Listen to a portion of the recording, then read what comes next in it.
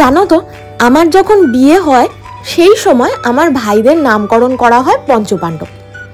ভাইরা কিন্তু তখন বেশ ছোটই, আর সহদেব তো এতটাই ছোট ছিল যে সে আমার বিয়ের পিঁড়ি ধরতে পারছিল না, কিন্তু তাকে ধরতেই হবে, কারণ তার দাদারা সব দিদি ভাইয়ের পিঁড়ি ধরছে। তো আজ ভাইগুলো যখন এতটা বড় হয়ে গেছে, ওদের ছোটবেলার কথাগুলো মনে পড়লে না একা একাই হাসি।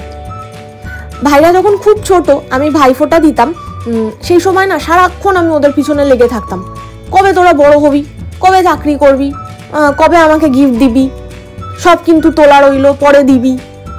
তো তারপরে ভাইগুলো যখন চাকরি পেলো, আমাকে গিফট দেওয়া শুরু করলো, তারপর আমি আবার বায়না শুরু করলাম, কবে তোরা বিয়ে করবি রে, আমি ননদ পুটুলি পাবো।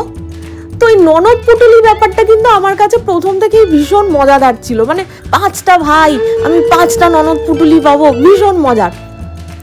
তো যুধিষ্ঠির ভীমের তো বিয়ে হয়েই গেছে কয়েক বছর আগে, এখন হচ্ছে অর্জুনের বিয়ে, হয়তো কয়েক বছর পরে আবার নকুল সহদেবেরও বিয়ে হয়ে যাবে। তো আজকে অর্জুনের হচ্ছে গঙ্গা নিমন্ত্রণ, আর আমি তো সবেতেই আছি।